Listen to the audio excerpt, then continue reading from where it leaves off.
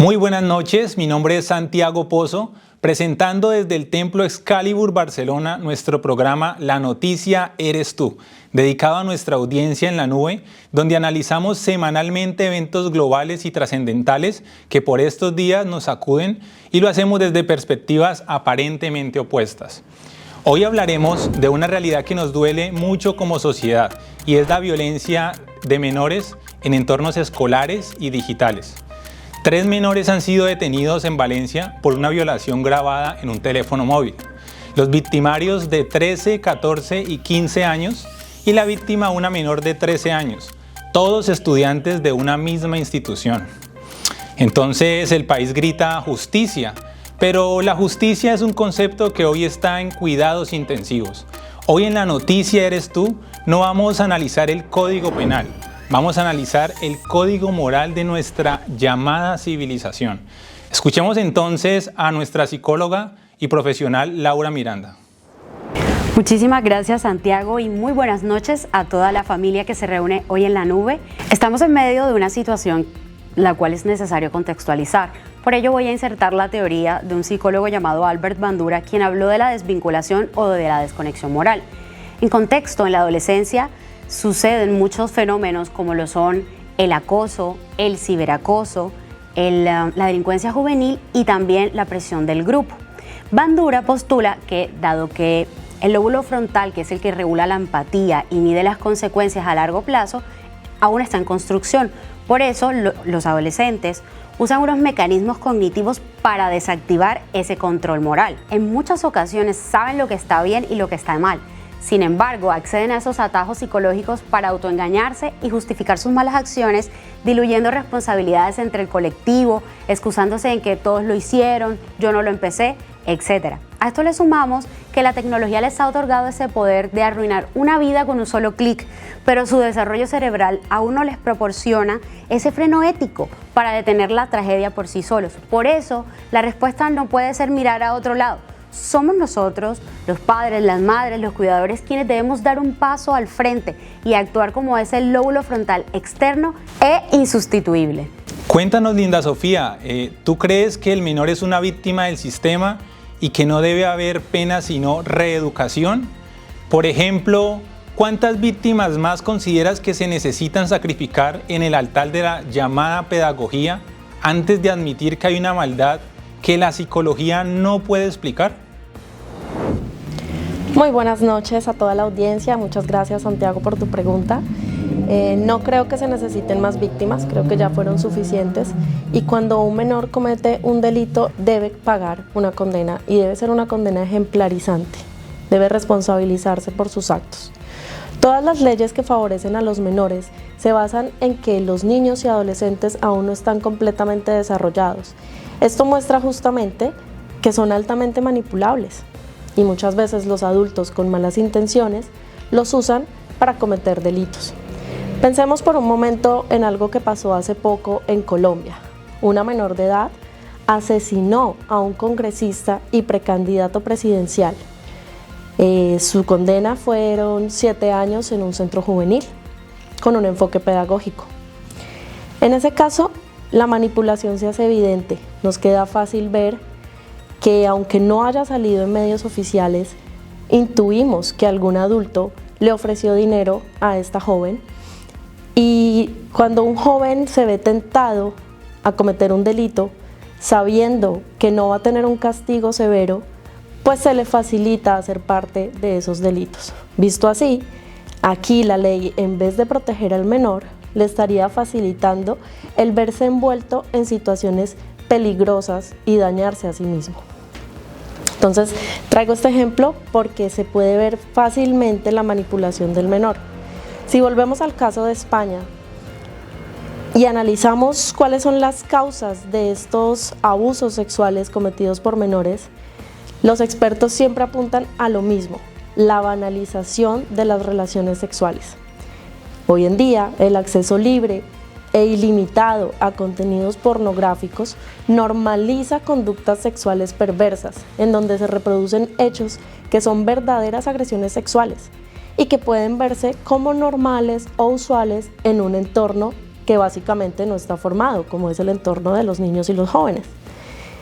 Entonces, bueno, en este sentido, a la pregunta que hacía Santiago, si los menores son víctimas, pues considero que sí, son víctimas a una gran escala de un sistema que está diseñado para instrumentalizar al menor, bien sea para que asesine a un político o para que reproduzca la depravación sexual, y pues esto es algo que está empezando cada vez a edades más tempranas. Los expertos indican que hoy en día los niños empiezan a consumir contenido pornográfico desde los 8 años. Doctora Azucena, queremos tu opinión. Si el castigo fuera la solución, ¿por qué las sociedades con las leyes más draconianas no han erradicado el crimen? ¿No será que su rigorismo es solo un parche para ocultar que como sociedad ya no sabemos educar en el amor y los valores? Muy buenas noches, Santiago, muchas gracias por tu pregunta. El fundamento de todo es el respeto por lo humano. No somos un accidente biológico, sino que somos un diseño de Dios. Si alguien daña a una persona, está dañando la imagen de su creador. El cuerpo no nos pertenece como para hacer lo que queramos con él o con el de otros. Es el lugar donde habita Dios. Y nosotros encontramos en las Escrituras en 1 Corintios 6, 19, 20, ¿o ignoráis que vuestro cuerpo es templo del Espíritu Santo, el cual está en vosotros, el cual tenéis de Dios, y que no sois vuestros? Porque habéis sido comprados por precio. Glorificad pues a Dios en vuestro cuerpo y en vuestro espíritu, los cuales son de Dios. Entonces, si vemos esto, el amor sin disciplina es una negligencia. La Escritura nos dice, corrige a tu hijo en tanto que hay esperanza. Si no hay respeto, si no hay límites, si no hay temor o a una consecuencia, el instinto humano no tiene freno. Son niños que violan porque saben que legalmente no les pasa nada. Entonces vemos que en Romanos también nos dice, porque la ley produce ira, pero donde no hay ley tampoco hay transgresión. Y nosotros vimos un político colombiano decir también esto, decir, pues quitamos el delito y así ya no hay más, no se configura delito y no hay más transgresión. Entonces, esto no es la solución. La solución es que nosotros podamos enseñar a nuestros hijos y enseñar a estos jóvenes que hay valores y que hay límites y que tus derechos terminan donde comienzan los del otro. Pero un momento, porque aquí hay un cuarto menor que no estamos teniendo en cuenta y es un menor de 13 años al cual lo quieren inimputar porque le quieren aplicar una piedad jurídica, y me parece que eso es como un insulto a la inteligencia de esta generación, ¿no? Esta generación que se jacta de hackear sistemas porque todo lo sabe y todo lo conoce, pero parece ser que no sabe que violar está mal. Santiago, considero que esto es un insulto, no solo a la inteligencia de esa generación, también es un insulto para la víctima, para su familia y para la sociedad en general. Si una mente ya está lo suficientemente pervertida para cometer un abuso sexual, tiene que ser castigado y tratado como un adulto. Si un menor de 13 años, como fue el caso de este chico que es inimputable, que no lo detuvieron, si este menor de 13 años es tan importante para el Estado y sus derechos priman por encima de los derechos de los adultos, por ejemplo, ¿por qué los derechos de la víctima, que también tiene 13 años en este caso, no importan? ¿Por qué importan más los derechos del victimario que los de la víctima?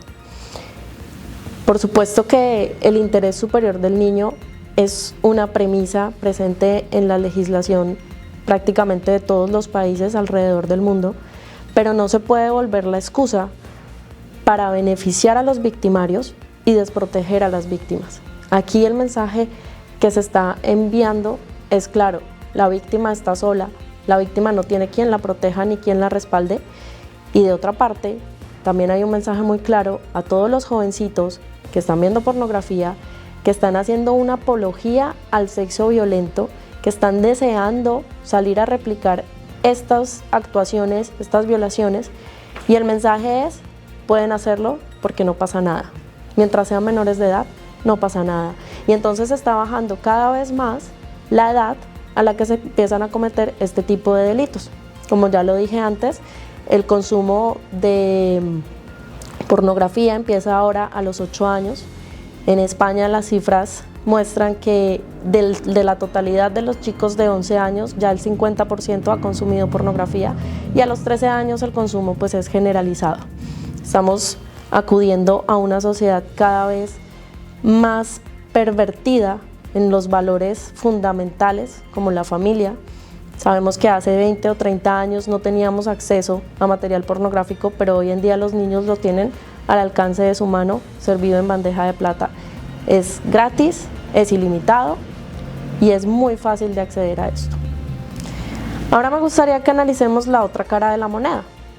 Si por un lado tenemos una legislación, como en el caso de España, que entiende que el menor aún no está completamente desarrollado, por lo cual debe tratarse con unas reglas distintas a las de los adultos, esa misma legislación española, como en muchos otros lugares del mundo, ven al joven y al menor de edad con la capacidad de decidir. Esas mismas leyes, esos mismos gobiernos, ven a los menores de edad, a los adolescentes, como personas capacitadas para decidir una interrupción voluntaria del embarazo, un aborto. Los ven como personas capacitadas para decidir un cambio de sexo. Entonces, nuevamente acudimos a una incongruencia en el discurso de las leyes, del Estado, de la sociedad en general. ¿Por qué?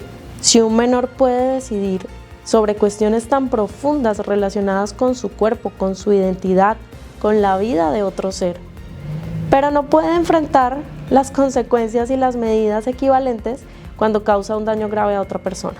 Y en los últimos años, lo que hemos visto es un aumento continuado y permanente en la comisión de delitos sexuales por parte de menores de edad.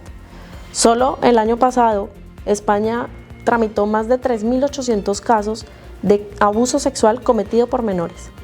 Entonces creo que se debe hacer una revisión a la ley a la luz de estos resultados, sobre todo con los delitos execrables, que son muy graves, que generan, por ejemplo, el homicidio, las agresiones sexuales. Cuando son cometidos por menores, considero que la ley debe ser muy dura. Las acciones deben producir unos cambios profundos en el comportamiento de los menores. Debe crearse un alto, un pare, y que los menores sepan que no pueden agredir a otros sin tener un castigo, porque lo que sucede en la actualidad es que el menor se burla del sistema, no asume las responsabilidades de su conducta. Si tiene edad y madurez para consentir actos delictivos como los que estamos viendo en esta noticia o como para hacer cambio de sexo, tiene edad para responder ante un juez. La piedad jurídica de hoy es la impunidad del mañana, que se convierte en una tragedia irreparable. Bueno, Laura, sí quiero que nos cuentes algo importante, y es ¿en qué punto crees tú que la libertad sexual que promueve el progresismo de hoy pues realmente es como ese caldo de cultivo para que un adolescente confunda su deseo con la propiedad de un cuerpo ajeno? Santiago, eso es una pregunta incómoda pero necesaria hoy. El punto de quiebre no radica en la palabra libertad, sino en la peligrosa sincronía con que el sistema y la sociedad han otorgado libertades a cerebros que aún están en construcción.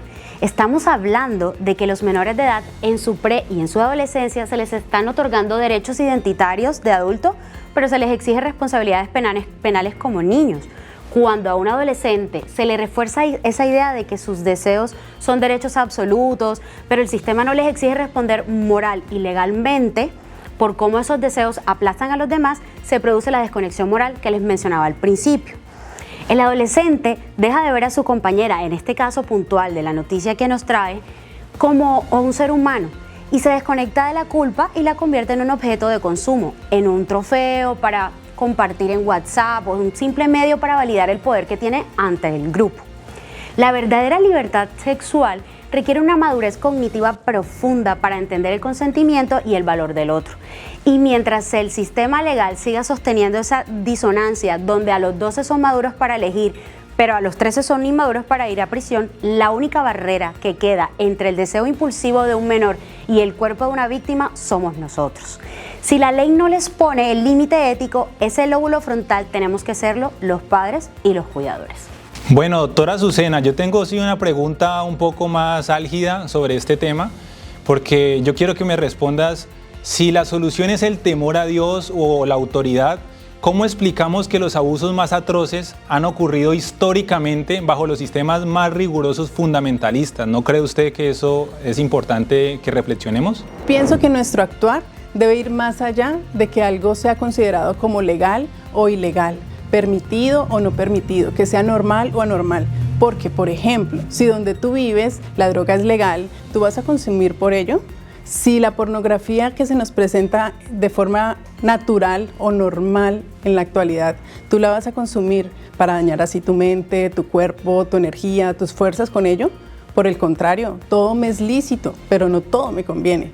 No nos vamos a mover en la justicia de este mundo, no nos vamos a mover en la justicia de los hombres. Vamos a cultivar valores trascendentes que respeten la dignidad que Dios nos dio, que propendan por reconocer en el otro la presencia de Dios y entender que la intimidad es un altar.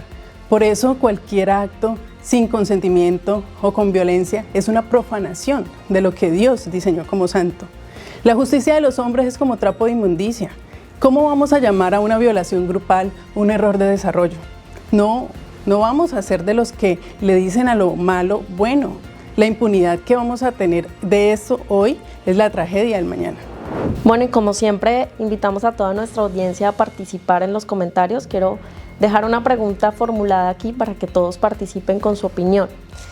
¿En qué momento decidimos que el derecho de un menor a no ser separado de su familia vale más que el derecho a la vida, a la salud y a la integridad de la sociedad? ¿Estamos construyendo un sistema basado en el equilibrio del bien común o estamos legislando a favor de mentes manipuladas que han aprendido a usar su minoría de edad como una licencia para delinquir? Bueno, pues como hemos visto, la ley va a llegar hasta donde llegue el código. Pero la prevención empieza en nuestra mesa, en nuestra casa, en nuestros hogares.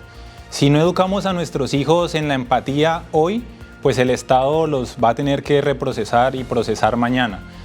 Porque en esta historia la noticia no son solamente ellos, la noticia eres tú. Muy buenas noches y hasta una próxima emisión.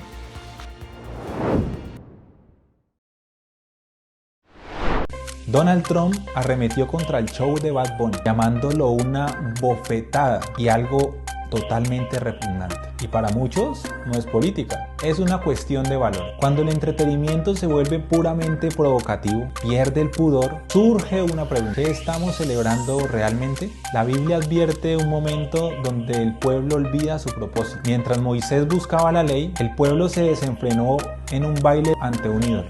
No era una danza de alegría, era una danza de confusión y pérdida de límites que desencadenó una indignación justa. Al igual que en el desierto, cuando una sociedad cambia sus principios por un espectáculo vacío, lo que unos llaman libertad, otros lo ven como la señal de una crisis espiritual profunda. Trump llama repugnante a lo que ve en la pantalla. La historia nos dice que cuando el baile se vuelve un ídolo, la identidad de una nación empieza a desmoronarse.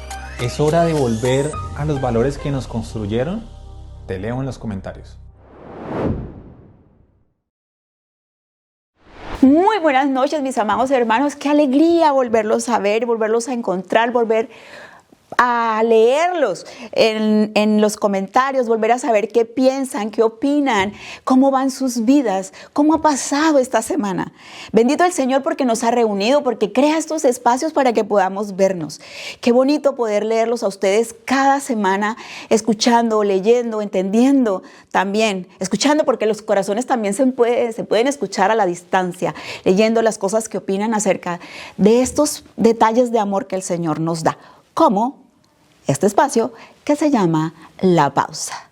Vamos a hablar hoy de 3 temas distintos. El primero, un hecho social, algo que está sucediendo que parte de la ciencia de la sociología.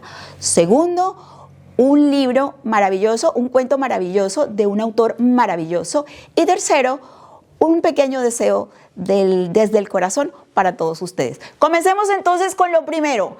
Lo dice la Escritura de la siguiente manera: ¡ay de los que a lo malo dicen bueno y a lo bueno malo! Que hacen de la luz tinieblas y de las tinieblas luz, que ponen lo amargo por dulce y lo dulce por amargo. Eso lo encontramos en Isaías 5:20. Hoy quiero hablarles de la ventana de Overton. ¿Han escuchado hablar de la ventana de Overton? Ideas que hace 10 años nos parecían una locura, hoy son leyes o debates normales en reuniones de amigos o de familia. No es solo que el mundo cambie, es que alguien o algo ha movido la ventana de Overton. ¿Qué es la ventana de Overton? Es un marco teórico que define el rango de ideas políticas y sociales aceptables para el público en un momento dado. Esta ventana establece cómo conceptos inicialmente considerados radicales o tabú pueden volverse normales, populares o incluso convertirse en ley al mover la opinión pública. ¿Cómo funciona? Imagínate el marco de una ventana. Lo que está dentro de ese marco es lo que la sociedad considera aceptable o sensato o popular. Lo que esté afuera del marco es lo imposible, lo impensable o radical. ¿Y cómo se mueve esto? ¿Cómo funciona? La ventana se desplaza. ¿Y cómo es el truco? Para que una idea sea aceptada dentro de lo pensable, lo sensato y lo popular, alguien primero hace una propuesta que se consideraría extrema. Y esto funciona en 6 pasos. Es una escala, es una escalera. El primer paso, la idea es absolutamente impensable, nadie lo dice en voz alta. Segundo paso, radical. La idea se empieza a mencionar, pero aún persiste el rechazo en las personas. Tercer paso, se considera aceptable, o sea, ya los medios de comunicación aparecen las noticias. Cuarto paso, se vuelve sensato. Las personas empiezan a decir, bueno, esto tiene lógica. Quinto paso, se vuelve popular. La mayoría está de acuerdo. Sexto paso, se convierte en una política pública, se convierte en ley. Un ejemplo sencillo, fácil, entendible, real, lo estamos viviendo, el teletrabajo. Antes del 2020 para muchas empresas era absolutamente impensable, imposible que todos se quedaran en casa. De la noche a la mañana, la ventana fue empujada por la necesidad y hoy es lo más sensato, deseable y popular del mundo. ¿Cómo funciona? ¿Cómo opera? ¿Cómo se desarrolla? Los grupos de presión, los medios de comunicación y los algoritmos están constantemente empujando el marco para que lo que ayer te escandalizaba, mañana te parezca absolutamente normal. ¿Quién lo hace? La ventana la mueven los medios de comunicación, los intelectuales, los artistas, los creadores de contenido y sobre todo las conversaciones que tenemos tú y yo aquí, en nuestras casas, con nuestros amigos, en nuestra vida social. Así que, la próxima vez que escuches una noticia y pienses, ¿pero cómo llegamos a esto? Recuerda que estás viendo la ventana de Overton en movimiento y en acción. La pregunta es, mi amado amigo, mi hermano, teniendo en cuenta la cita del profeta Isaías que dije al principio, la que acabo de mencionar, ¿qué temas consideras que al día de hoy se toman por buenos, pero que en el fondo sabes que no lo son? Y ahí nuestra primera parte. Bueno, y la segunda parte de la pausa, la segunda parte, mi hermano, estás tranquilo, estás relajado, respira, vamos a poner los problemas en la mesita de noche, vamos a guardarlos en la cartera, en el bolsillo, vamos a concentrarnos en esto. La respiración es parte fundamental de la salud y de la vida. El aire que entra en nuestros pulmones, ¿de qué te llenas? ¿Qué metes no solo en tus pulmones, sino en tu cabeza, en tu conciencia, en tu corazón? Vamos a respirar y vamos a sacar todas esas cosas que nos hacen carga, que nos hacen peso, que no nos permiten recibir, que no nos permiten romper nuestros esquemas. Vamos a detenernos, vamos a hacer la pausa. Hoy voy a hablarles de un escrito, de un cuento escrito por León Tolstoy. León Tolstoy, ¿quién fue? León Tolstoy, un escritor ruso que vivió entre los años 1828 a 1910 y es considerado uno de los escritores más importantes de la literatura mundial. Sus dos obras más famosas, estoy segura de que las conoces, una de ellas es Guerra y Paz y la otra es Ana Karenina. Están consideradas como la cúspide del realismo ruso junto a obras de Fyodor Dostoyevsky, que también estoy segura que lo conoces. León Tolstoy fue nominado para el Premio Nobel de Literatura todos los años consecutivamente desde 1902 hasta 1906. Y también recibió nominaciones por el Premio Nobel de la Paz en 1901, en 1902 y en 1910. No ganó ningún premio, puede pasar, pero fue nominado en todo lo que te acabo de mencionar. El cuento que quiero que sepas, que conozcas, si no lo conoces el día de hoy, y que nos invita a una maravillosa reflexión, se titula ¿Cuánta tierra necesita un hombre? Y aquí te pregunto, ¿cuánto es suficiente para ti? León Tolstoy escribió una historia hace más de 100 años que hoy, en la era del siempre quiero más, sigue más que vigente. Y aquí va la historia. Pajón, el protagonista, o Payón, vamos a decirle Payón, me suena más ruso Payón que Pajón. Payón, un campesino que vive bien, pero que tiene una obsesión, la tierra. Él dice, si tuviera tierra suficiente, no le temería ni al mismísimo diablo. Resulta que el diablo lo estaba escuchando. Y el diablo decide aceptar este reto. Payón empieza a comprar tierras, a prosperar, pero siempre piensa que el vecino tiene mejor pasto, que el vecino tiene mejores tierras, que el vecino tiene mejores semillas, que el vecino está mejor que él y que a él le falta siempre algo para poder ser feliz. Entonces, en razón de esas nuevas propiedades, porque pues ya sabemos quién lo había escuchado y había aceptado el reto, entonces él empieza a tener nuevas propiedades y le empieza a ir muy bien y empieza a adquirir y se vuelve millonario, podríamos decir. Pero en razón de toda esa bendición y de todos esos regalos y de toda esa prosperidad, entonces ahora le aparecen nuevos problemas y es que se la pasa en disputa con sus vecinos. Aunque es rico, aunque tiene todo lo que pidió, aunque ha satisfecho todo aquello que pensaba que necesitaba, ahora los problemas son otros. Entonces empieza a pelear con el de al lado, con el vecino, de que porque él entró, que porque no entró, porque le cogió, porque le cogieron el árbol, porque le entraron el ganado. Y la ambición y la contienda no lo dejaban dormir. Payón estaba hastiado de vivir en medio de toda esa riqueza. Entonces un día, Payón escucha hablar de un pueblo que se llama de los Bashkirs. En ruso no sé cómo se dirá. Bashkirs. Un pueblo lejano que tenía unas tierras infinitas. Entonces él decide ir hasta allá y el jefe del pueblo le hace una oferta que a él le parece maravillosa. El jefe le dice, mire, deme 1000 rublos y por 1000 rublos usted puede tener toda la tierra que usted sea capaz de caminar en un solo día.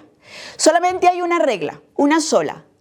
Tiene que volver al punto de partida antes de que se ponga el sol. Si no regresas a tiempo, pierdes el dinero y la tierra. Payón no puede creer su suerte.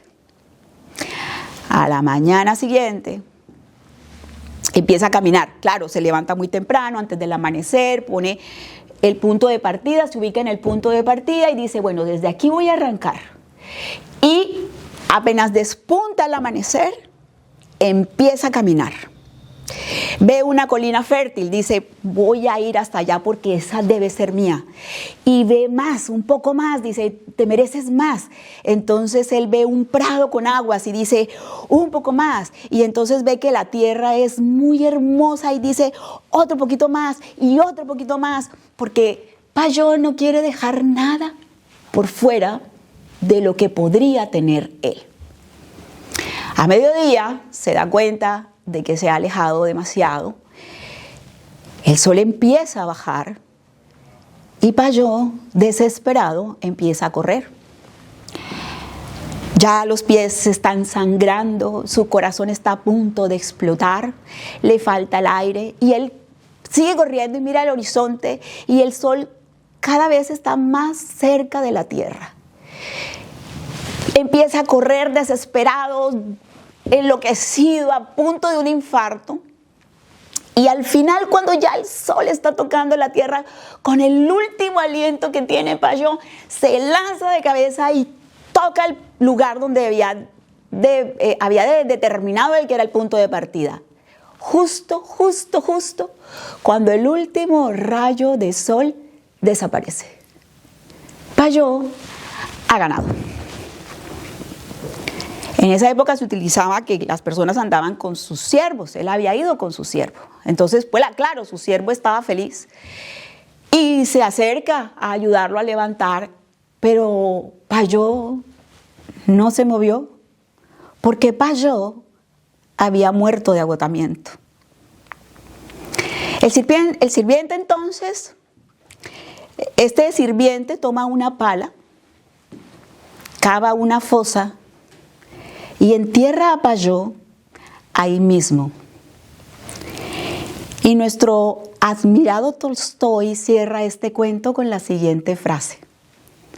Al final, todo lo que un hombre necesita son 2 metros de tierra, de la cabeza a los pies. Mis amados, nuestra vida es un soplo. Tenemos 12 horas de sol. Haciendo una analogía con la historia que les acabo de narrar. ¿En qué estás invirtiendo tus 12 horas de sol? ¿En ir por más? ¿Más seguidores, más dinero, más estatus, más qué? ¿Por qué corres tú? No permitas que lo que quieres, que tus ambiciones te quiten lo que Dios ya te dio. No pierdas lo que Dios ya te entregó. No te dejes mover por la ambición, por la envidia, por las contiendas, buscando justicia conforme a este mundo. Sí, el mismo mundo que crucificó al único hombre totalmente perfecto. Estás mirando al vecino deseando lo que tiene o juzgando lo que tiene o por qué lo tiene. ¿Hablas de las personas a partir del error de las personas? Dios, que ya perdonó tu error, también lo hizo con el error de tu vecino. Porque no se te olvide que vivimos en una casa de espejos, pensando todo el tiempo que estamos mirando por una ventana.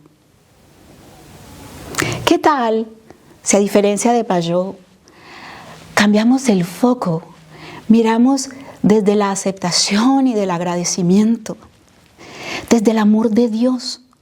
Porque nuestro Señor está en nosotros y no sea esa porción no se ha corrompido ni se corromperá, no se ha identificado con el cuerpo o con el ego personal, ni con nada de este mundo. Es puro, es limpio, es perfecto y nos recuerda cada día quiénes somos en realidad.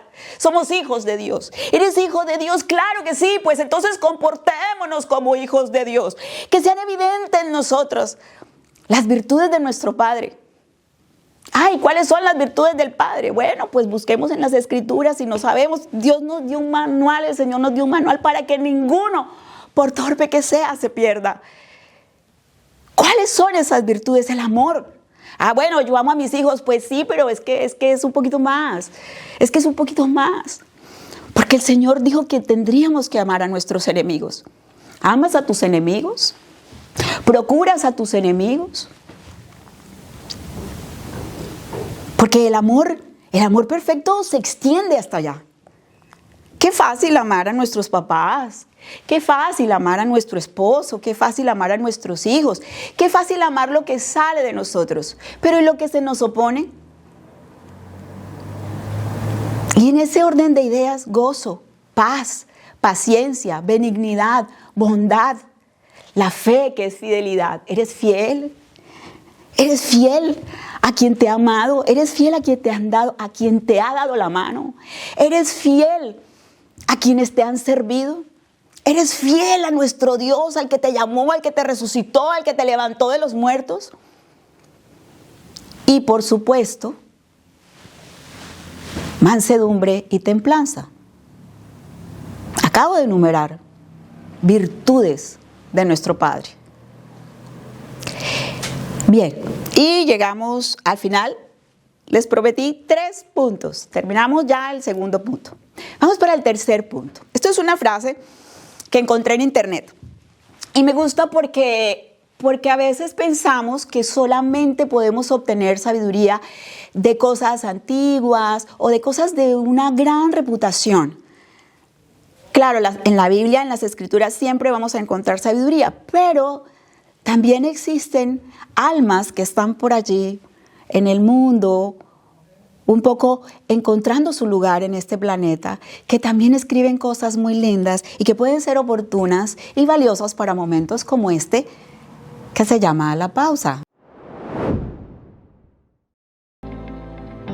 Entonces quiero dejarte con mi deseo, con este deseo profundo, con el cual yo me he alineado desde mi corazón para ti, para estos 7 días que van a pasar hasta que nos volvamos a ver. Y dice de la siguiente manera: te deseo días en los que no necesites ser fuerte, sino simplemente feliz. Te deseo días en los que no tengas que apretar los dientes para resistir, ni sonreír por cortesía, ni tragar para mantener la calma. Días ligeros en los que la vida no te pida coraje, sino solo presencia. Te deseo mañanas sin batallas interiores, tardes llenas de pequeñas cosas que bastan, noches en las que la paz no haya que buscarla, sino que llegue sola. Te deseo que no tengas que demostrar nada a nadie, que puedas respirar sin el peso de tener que estar siempre a la altura, que la fuerza no te haga falta, porque a tu alrededor habrá sola quietud, y que puedas por fin entender que no siempre tienes que luchar para merecer la serenidad. A veces basta con dejarla entrar. Te amo, mi hermano. Anhelo que juntos podamos acceder a la eternidad y que todas estas cosas que el Señor nos ha regalado, que nos las ha regalado a ti y a mí, podamos alcanzar las cosas supremas, básicamente el amor perfecto, para que las podamos compartir no solo aquí en la pausa, sino a perpetua eternidad. Un beso y un abrazo. Nos vemos el otro viernes.